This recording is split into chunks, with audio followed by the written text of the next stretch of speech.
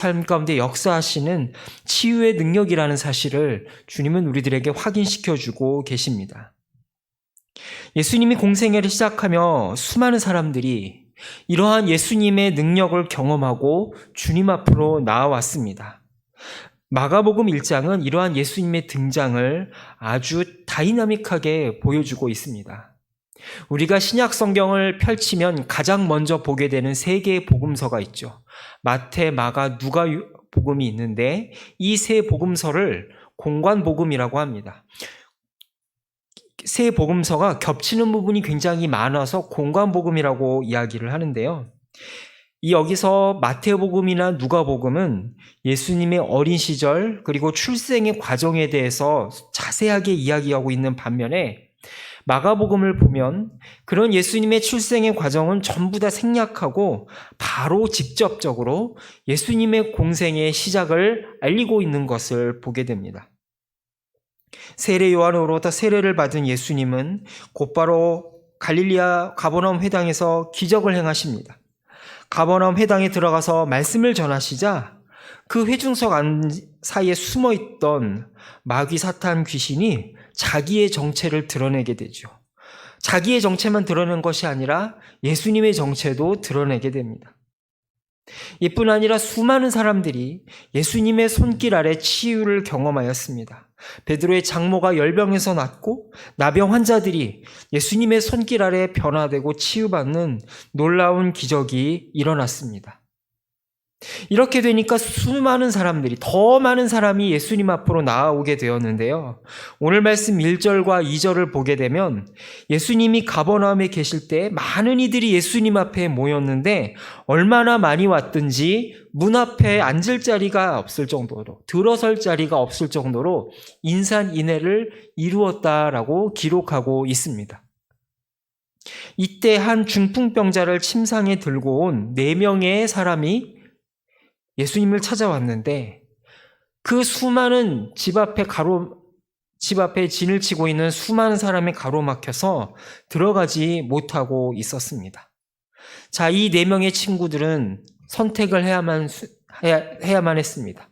이대로 그냥 돌아가서 다음 기회를 노릴 것인가, 아니면 다른 방법을 찾을 것인가. 이 선택의 기로에 놀라운 일이 일어났습니다.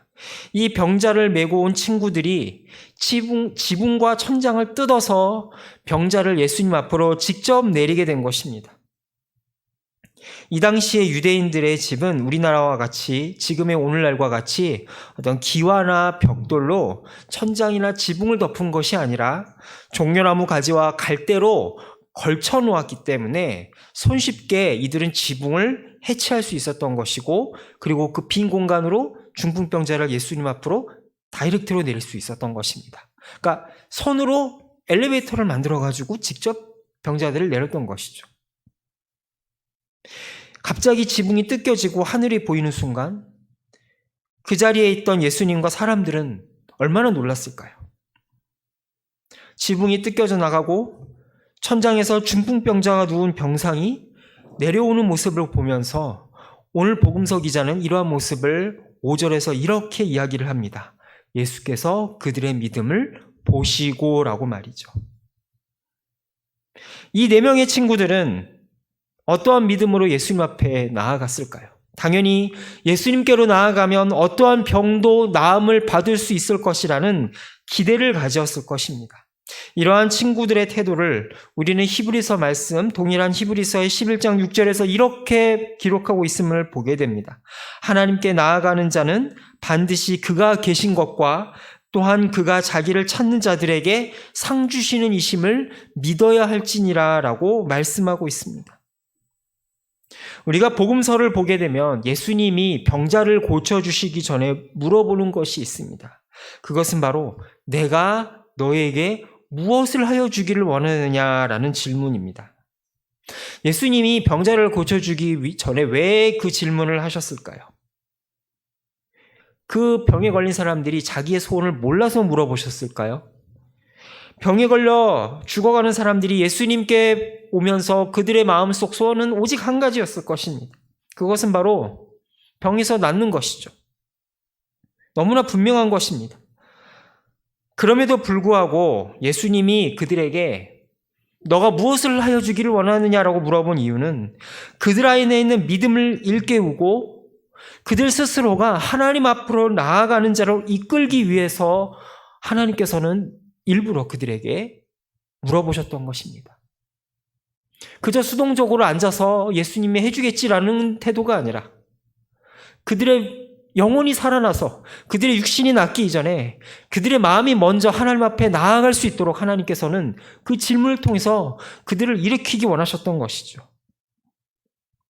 우리는 인생과 믿음의 길을 가는 데 있어서 하나님께서 길을 열어주시고 인도해 주시기를 간절히 소망합니다. 물론 우리는 당연히 그렇게 해야 합니다. 그러나 동시에 예수님은 우리에게 이렇게 말씀하셨는데 구하라 그리하면 찾을 것이요 두드리라 그리하면 열릴 것이다 라고 찾는 이에게 찾아질 것이다 라고 명령하셨습니다. 우리가 아까 예배 시간에 앞서 부른 CCM 찬양 중에 따스한 성령님이라고 하는 그 찬양 가사 중에 후렴 부분에 추가되는 가사가 있는데요. 이런 가사가 있습니다. 내가 걸어갈 때 길이 되고 살아갈 때 삶이 되는 그곳에서 예배하네. 부르신 곳에서 나는 예배하네. 어떠한 상황에도 나는 예배하네. 라는 가사입니다. 길을 달라고 하나님께서 열어주시도록 구하는 우리에게 주님은 너가 가는 곳이 곧 길이다라고 도전하십니다. 우리가 믿음의 길을 가다 보면 수많은 방해물들을 만나게 됩니다. 그런데 주님은 그 모든 방해물들을 일일이 다 제거해 주시는 대신에 너희가 한번 그 방해물을 딛고 올라서라. 너희가 스스로 한번 그 방해물을 치워보라라고 우리에게 도전하고 계십니다. 이러한 모습을 마태복음 14장에서는 더 드라마틱하게 보여주고 있습니다. 마태복음 14장을 보게 되면 예수님은 오병이어의 기적을 베푸신 후에 제자들을 먼저 갈릴리 호숫가로 보내십니다. 예수님 없는 배 위에 올라탄 그들은 뜻하지 않는 풍랑과 폭풍우를 거기서 맞이합니다. 갈릴리 호숫가에서 잔뼈가 굵은 어부들이라 할지라도 감당하기 힘들 정도의 그 고난과 폭풍우 속에서 그들은 어찌할 바를 모르고 허둥지둥됩니다. 그런데 예수님이 그 폭풍우를 뚫고 제자들 앞에 나타나십니다. 그때 베드로가 한 말이 있죠. 베드로가 뭐라 그랬습니까? 만일에 제 앞에 서 계신 분이 주님이시라면 저보고 명하셔서 물 위로 걸어오라고 명하여 보십시오라고 도전을 합니다. 그래서 예수님이 뭐라고 하십니까? 오너라 라고 개역 성경에서는 기록하고 있습니다. 그래서 어떤 일이 벌어졌습니까? 베드로가 정말로 물 위로 발을 내딛게 되죠. 그리고 그는 정말로 물 위를 폭풍 속에서도 그 갈릴리 호수의 물 위를 걷는 기적을 경험하게 됩니다. 여러분, 이 기적에서 우리가 봐야 될 것이 있습니다. 이 베드로가 물 위를 걷는 것은 애초에 예수님이 먼저 도전하신 것이 아니라고 하는 것입니다. 예수님이 먼저 물 위로 걸어와 보라라고 얘기하신 것이 아니라 베드로가 먼저 나섰습니다. 베드로가 먼저 나서서 만일 주님이시라고 한다면 저보고 저로 하여금 물 위를 걷게 해 주시옵소서라고 도전한 것이죠. 그러자 그 베드로의 도전 앞에 주님은 그렇게 하라라고 허락하신 겁니다. 그리고 베드로는 그의 믿음대로 정말로 물 위를 걷는 기적을 경험하게 된 것이죠. 여러분, 베드로가 어떻게 물 위를 걷는 기적을 경험할 수 있었을까요? 그가 신실하고 순종을 잘하고 모든 면에 있어서 훌륭한 주의 종이라서 그런 물 위를 걷는 기적을 경험했을까요? 우리가 아는 것처럼 베드로는 결코 훌륭한 제자가 아니었습니다. 그는 교회의 반석이라고 하는 예수님의 칭찬도 들었다가 고단이 있어서 바로 무슨 얘기를 들었죠? 사탄아 물러가라 라는 이 마귀의 자식이라는 소리를 들을 정도로 변덕이 심한 사람이었습니다. 자기 과시도 강했고요. 자기가 책임지지 못할 말도 쉽게 내뱉고 아주 변덕이 심한 제자였습니다. 그런 베드로가 물 위를 걸었던 것은 그가 무슨 자격을 갖춰서 그가 거룩해서 혹은 남보다 어떤 자격을 갖춰서가 아니라 단 하나입니다. 예수님께 구하고 찾고 두드렸기 때문입니다. 세상은 행실이 바른 사람들을 의인이라고 이야기할지 몰라도 주님 앞에 의인은 그런 사람이 아닙니다. 예수님 앞에 의인은 예수님 앞에 구하고 찾는 사람이 의인이고, 하나님은 그러한 사람들에게 하나님의 살아계심을 보여준다라는 사실을 우리는 성경을 통해서 너무나 많이 확인할 수 있습니다. 감나무 아래 가만히 앉아서 언제 감 떨어지나 입 벌리고 있는 것이 믿음이 아니라 감나무 위에 올라가서 감을 따는 것이 믿음이라고 주님은 우리들에게 도전하고 계신 것입니다. 오늘 본문에 나온 친구들 역시 동일한 상황에 처했습니다. 저 예수님 앞에 나아가기만 하면 병이 낫는 거는 알겠는데 그 예수님의 앞에 나아가는 길을 누가 뚫어주지를 않는다는 것이죠. 그렇다 그래서 그들은 감나무에서 감이 떨어지기를 마냥 기다리고 있지 않았습니다. 누가 내 대신 길을 내주겠지라고 기다리지 않았습니다. 그들은 적극적으로 올라가서 예수님 앞에 자신의 병든 친구들을 내려놓고 예수님은 그들의 믿음을 주목하여 보셨다라고 성경은 분명하게 우리들에게 기록해주고 있습니다. 우리들의 믿음도 마찬가지 아닌가 생각을 합니다. 우리가 예수님 앞에 나아갈 때, 우리가 주님 앞에 뜻을 세우고 무언가를 행할 때 세상이 가만히 앉아서 그거를 할 수 있도록 길을 열어주는 세상이 아닙니다. 그런데 그런 방해물이 많은 세상 앞에서 주님은 우리들에게 너가 한번 길을 내어보라고 도전하고 계신다라는 사실입니다. 이러한 모습을 오늘 본문에 나오는 중풍병자를 도운 4명의 친구들은 우리들에게 보여주고 있다라고 하는 것이죠. 그런데 이렇게 자신의 병든 친구와 환자를 데려온 이 4명의 사람들은 거기서 또 다른 믿음의 세계를 경험하게 됩니다. 병자를 앞에 둔 예수님이 작은 자야 내 죄사함을 받았느니라 라고 선언하고 계신 겁니다. 여러분, 아까도 우리가 나누었지만 병든 사람에게 가장 필요한 것은 무엇일까요? 당연히 병에서 나음 받는 일이 아니겠습니까? 그런데 예수님은 병자를 앞에 두고 너의 죄가 사함을 받았다라고 말씀하시는 겁니다. 왜 예수님은 이런 아픈 사람을 두고 이런 말씀을 하셨을까요? 예수님이 사셨던 때는 지금과 같이 의학기술이 발전했을 때가 아니었고 사람들의 평균 수명이 40살 혹은 50살 정도밖에 되지 않았던 시대였습니다.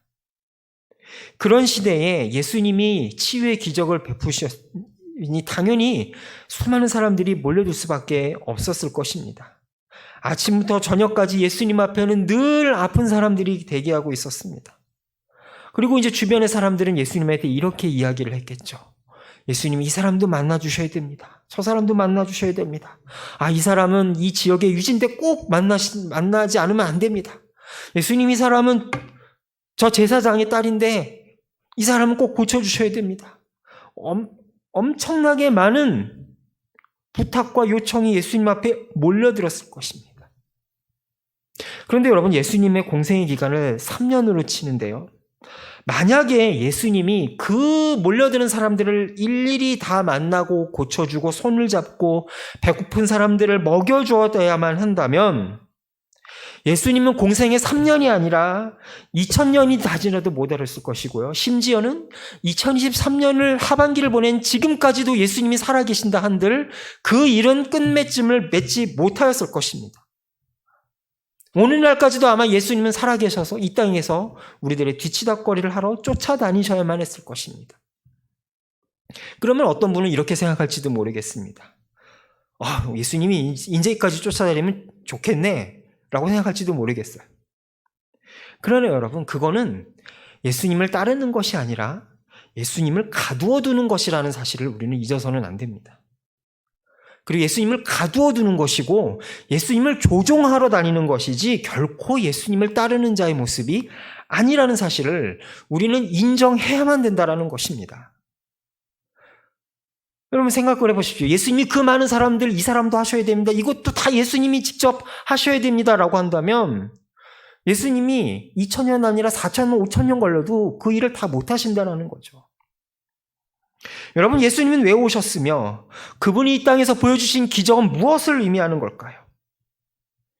예수님은 우리가 이 세상에서 겪는 각종 질병과 고통과 아픔, 그리고 그 모든 것의 결론이 되는 죽음과 사망의 근본 원인이 되는 죄의 문제를 해결하러 오신 것입니다. 여러분, 우리가 이 세상에서 겪는 결핍과 아픔, 고통은 결코 가볍거나 간단한 것이 아닙니다. 왜 간단한 것이 아니냐? 우리가 이 세상에서 겪는 모든 질병과 아픔과 그 모든 부정적인 것들은 장차 다가올 죽음에 대한 전주곡과 같은 것이기 때문입니다. 우리가 이 세상에서 겪는 어떠한 비극과 질병과 아픔도 장차 다가올 영원한 죽음, 영원한 고통에 비하면 아무것도 아니라고 하는 이 사실보다 더 큰 비극이 어디에 있을까요? 이 세상을 살아가는 것도 힘들고 우리가 주변에 보면 얼마나 많은 힘든 일을 많이 보게 됩니까? 그런데 여러분, 이 세상에서 보게 된 어떠한 비극도 어떠한 아픔도 우리가 장차 맞이하게 될 영원한 죽음과 영원한 고통에 비해서는 아무것도 아니다 라는 사실이 얼마나 더 끔찍하지 않습니까? 그래서 사람들은 이러한 비극을 조금이라도 늦추어 보려고 온갖 시도를 다 합니다. 과학기술을 발전시켜보고 의학기술을 개발해서 영원한 비극으로 가는 이 시간을 어떻게 해서든 막아보려고 갖은 애를 닿습니다. 어떤 시도까지 등장했느냐? 최근에는 어떤 뉴스를 보았는데 영국인가 미국의 어느 굉장히 그 기업의 갑부가 노화를 늦추려고 자기 손자나 자기 아들의 피를 자기에게 수혈받는 사람들도 있다라고 합니다. 그렇게 해서 피부 재생을 시키고 노화를 늦추어 보려고 하는 것이죠. 이 정도까지 과학기술이 발전했다라는 것입니다. 그 결과 2000년 전에는 예수님이 거의 독점하다시피 한 병 고치는 사역이 이제는 거의 병원의 몫이 되어버리고 말았습니다. 그래서 치유의 기적은 옛날에 못 먹고 못 살던 시대에서나 통하는 일이 되어버리고 말았죠. 거의 대부분.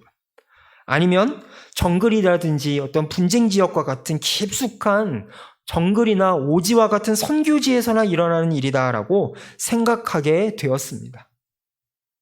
그러나 여러분, 아무리 과학기술이 발전한 21세기가 되었다 할지라도 우리는 여전히 다양한 종류의 질병과 고통을 마주하며 살아가고 있습니다. 과거에는 전염병이나 수인성 질병, 영양실조로 인한 질병이 사람들을 괴롭혔다면 이제는 환경오염으로 인한 아토피나 알레르기성 질환, 고혈압, 당뇨, 통풍과 같은 성인병이 오늘 우리들을 괴롭히고 있지 않습니까? 제 주변에 해도 제 또래의 친구들 중에서도 통풍으로 고생하는 친구들이 꽤 되는 것을 보게 됩니다. 그러니까 이렇게 시대가 바뀌면서 병의 종류만 바뀌었지 사람들은 끊임없이 이러한 질병의 테두리에서 벗어날 수가 없다는 것이죠. 불과 우리가 얼마 전에 코로나로 인한 어마어마한 재앙을 경험하지 않았습니까? 눈에 보이지도 않는 현미경으로도 간신히 볼 수 있는 그 작은 바이러스가 어마어마한 재앙을 몰고 오는 것을 우리는 불과 몇 개월 전에 경험했었죠. 아무리 사람의 힘으로 과학기술을 발전시키고 건강하게 살려고 해도 이 세상에는 질병과 아픔과 고통이 끊이지 않을 것입니다. 그리고 세상에는 기근과 지진, 자연재해가 주님 오시는 그날까지 멈추지 않을 것입니다. 왜 그럴까요? 이 세상에 바로 죄악의 흔적이 남아있기 때문입니다. 그리고 이 죄악의 흔적 아래 있는 세상은 하나님의 심판의 대상이기 때문이죠. 예수님이 이 땅에 계실 때 많은 사람들이 그 주님을 찾았습니다.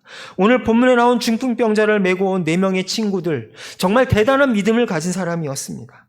그리고 남들이 생각할 수 없는 그 불굴의 의지로 정말 천장을 뚫고 예수님 앞에 다다르는 정말 큰 믿음을 가진 사람들이었습니다. 그러나 그들이 몰랐던 것이 한 가지 있었으니 그것은 그들에게 진정한 필요한 것이 무엇인가라고 하는 것이었습니다. 그들에게 진정으로 필요한 것은 눈에 보이는 질병을 넘어선 영원한 생명의 문제라는 것이었습니다. 그리고 이것을 해결받기 위해서는 반드시 죄의 문제를 해결받아야 한다라는 점이었습니다. 이 중풍병자가 어떤 특별한 죄를 지어서 그렇게 된 것이 아닙니다. 당시에 유대인들이 생각했던 것처럼 이 사람의 부모가 죄를 지어서 혹은 이 사람이 하나님 앞에 특정한 저주나 벌을 받아서 중풍병에 걸린 것이 아닙니다. 오늘 본문에 나온 이 환자는 어떤 나쁜 일로 인해서 하나님의 벌을 받아서 고생하는 것이 아니라 바로 이렇게 누군가의 도움이 없이는 손가락 하나도 움직일 수 없이 온몸에 마비가 되어서 다른 사람이 움직여줘야지 움직일 수 있는 이 환자의 모습이 바로 오늘 우리들의 모습이요, 죄 아래 저주 아래 있는 이 세상의 모습이다라는 사실을 성경은 우리들에게 보여주고 있는 것입니다. 이 중풍병자의 모습은 결코 다른 누군가의 모습이 아니라 바로 죄 아래 옴짝달싹할 수 없는 우리들의 모습이라고 하는 것이죠. 주님은 이러한 근본 문제를 해결하러 오신 하나님의 아들이라는 사실을 이 기회를 통하여서 사람들에게 보여주고 싶었습니다. 그래서 아픈 이 병자를 앞에 두고 내 죄의 사함을 받았다라고 말씀하고 계신 것입니다. 그러나 영적으로 어두웠던 서기관들은 이러한 예수님을 보고 저 사람이 신성모독을 한다라고 생각했습니다.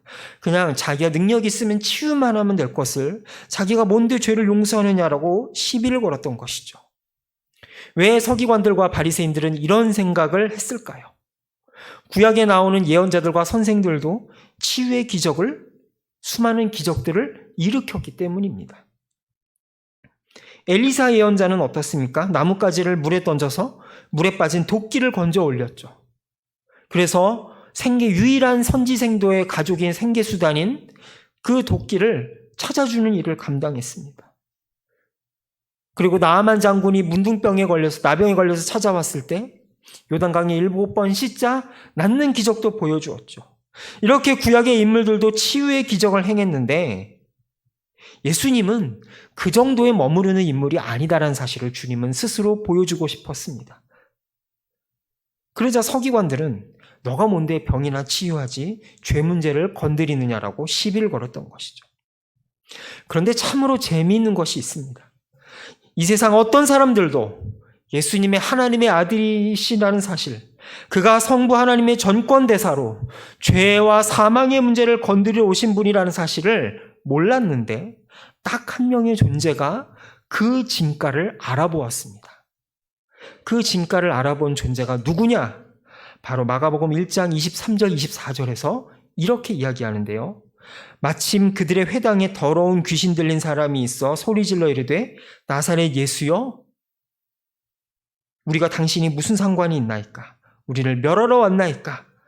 나는 당신이 누구인 줄 아오니 하나님의 거룩한 자니이다 라고 소리를 지르고 있는 것이죠. 진정으로 영혼의 생명의 문제를 다뤄야 될 서기관들이 오히려 죄와 사망의 문제를 해결하시는 그 예수님의 갈 길을 가로막는 모습을 보면서 우리는 세상이 우리에게 외치는 아우성을 듣게 됩니다. 공중 권세 잡은 자들은 우리 인간들이 아무리 과학기술을 발전시켜서 병을 고치고 수명을 늘린다 한들 그것을 겁내거나 두려워하지 않습니다. 심지어 교회 안에서 신유의 기적이 일어나고 놀라운 기적이 일어난다 한들 그것을 귀신은 두려워하지 않습니다. 그들이 진정으로 두려워하는 것은 뭐냐? 바로 죄와 사망의 문제를 건드려서 그 문제를 해결받는 것입니다. 그런데 문제는 뭐냐? 이 죄와 사망의 문제에서 건진받아서 영원한 세계로 들어오는 이 문제가 눈에 보이지 않는다라고 하는 것이죠. 우리가 병을 고쳐주십시오. 좋은 학교에 들어가게 해주십시오. 이번에 막힌 이 금전의 문제를 해결해 주십시오. 이런 거는 눈에 잘 보이는데 우리 영혼의 문제, 우리 영원한 생명의 문제는 눈에 보이지 않는다라고 하는 것입니다. 그래서 사람들이 심각하게 생각하지 않는다라고 하는 것이죠. 그래서 예수님이 뭐라고 말씀하십니까? 오늘 본문 9절에서 11절의 말씀을 다시 한번 우리가 함께 읽어보기 원합니다. 시작. 중풍병자에게 내 죄 사함을 받았느니라 하는 말과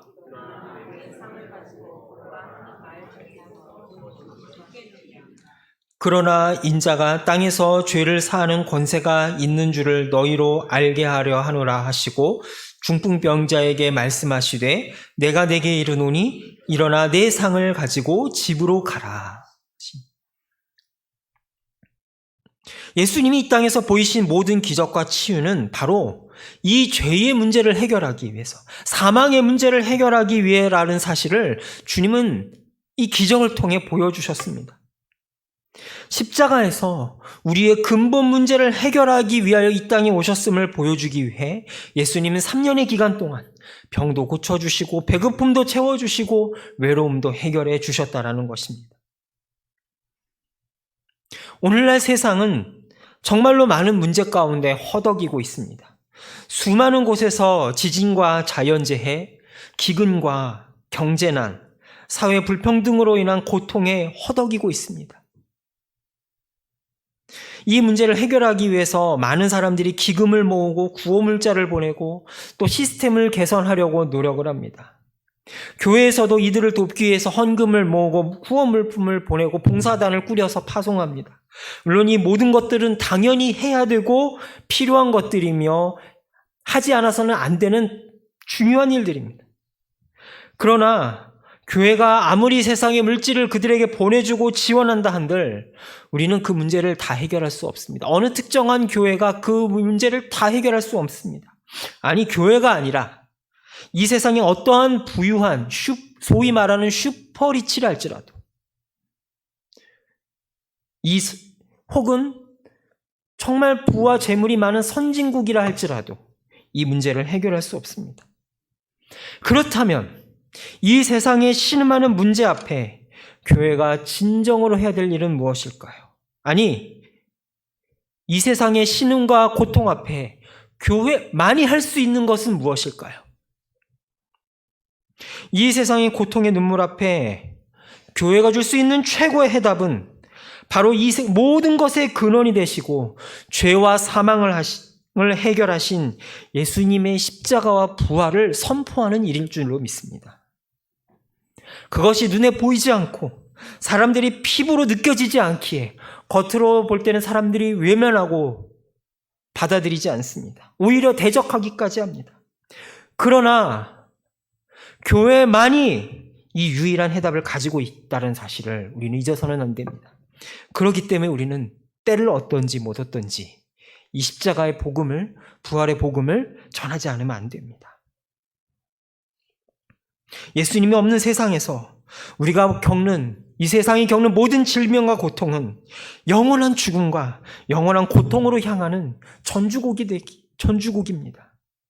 그러나 예수님이 오신 이후로 그 모든 것은 변화했다라는 사실을 우리는 믿음의 눈으로 바라볼 수 있기를 소망합니다. 어쩌면 우리가 복음을 전하고 또 우리 자신이 복음을 믿으며 살아간다 할지라도 우리의 삶 속에서 일어나는 고통과 고민거리들은 끊이지 않을 것입니다.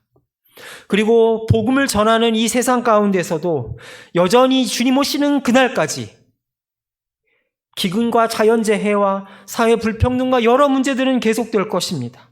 그리고 우리는 여전히 그 고민들과 문제들을 가지고 주님 앞에 나아올 것입니다.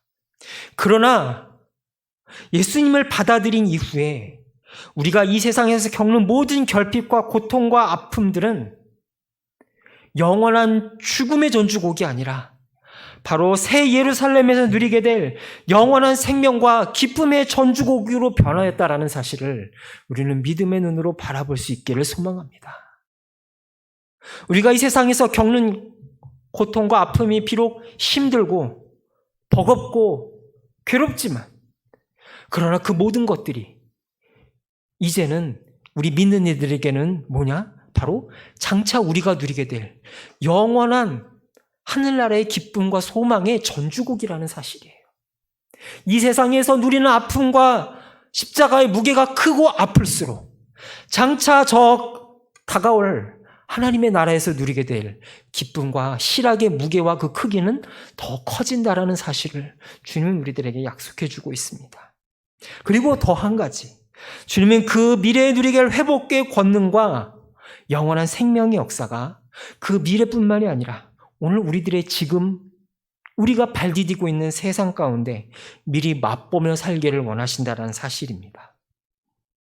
그러면 우리가 해야 될 일은 무엇일까요?